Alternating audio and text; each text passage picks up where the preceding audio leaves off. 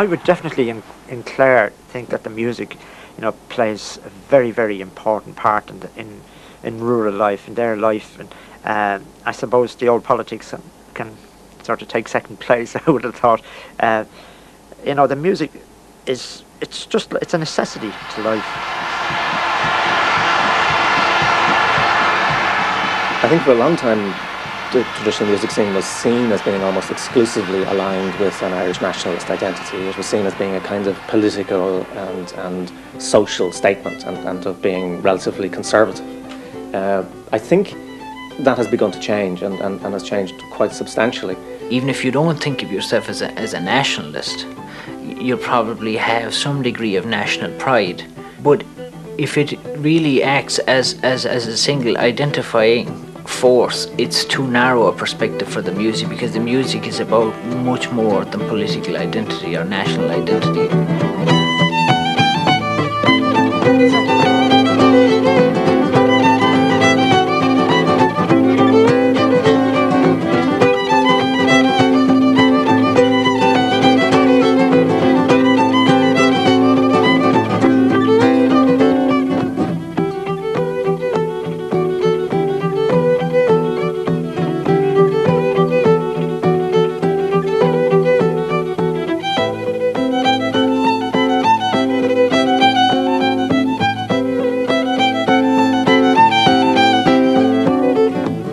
Too often when television has approached traditional music, it's tended to do it in a way which takes the music out of its context and puts it into a studio and then tries to pretend that this is as if you're sitting in a pub in County Clare.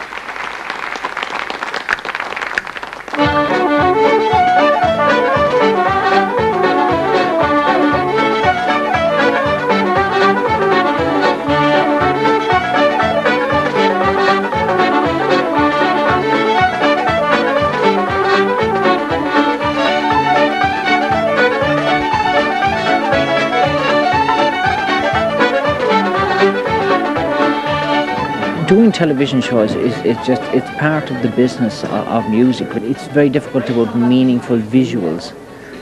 You know, I mean, we've had the usual landscapes and the Celtic crosses and all that, like, but how much of that can you actually watch, like, endlessly? You know, I mean, every tune can have a lake and a mountain behind it, and then there's just so many visuals you can have of a fiddle and a guitar happening. A symphony on television will have nothing compared to the power of the live performance, ever. You know, it just never will.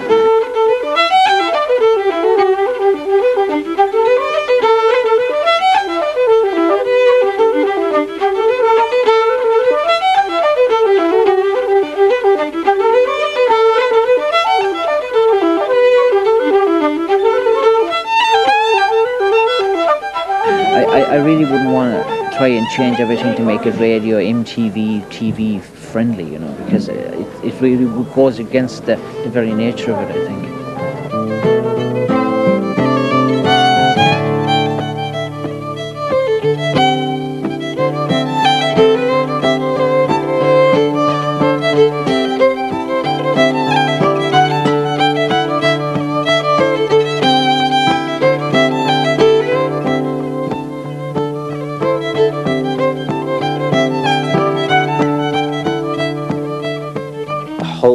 The point of Irish traditional music is its relationship to a community and an audience. It's about what these people are playing now at this moment for the people who are around them.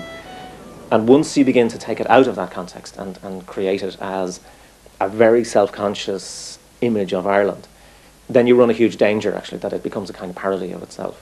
It's never been as fashionable. It's, you know, it's very much a presence in world music. It has also become very much part of a tourist industry. It's become part of a very self-conscious idea of what it is to be Irish, and it's in huge danger of being packaged out of existence. Like, I think we're more consumerist and self-centered now, you see. So we have different values, and these values really are at odds with what you're trying to get at in this music. And I know that I personally struggle with this, and a lot of times, you know, I don't get there. And a lot of times I do, and I you know, you just keep struggling with it.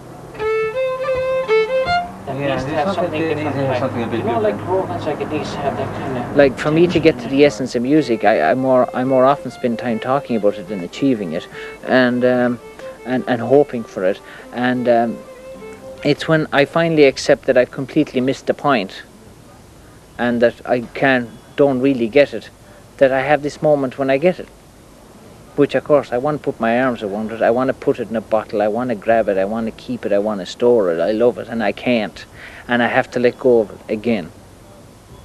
And so it's an ongoing battle, just to be in the space where that makes musical sense.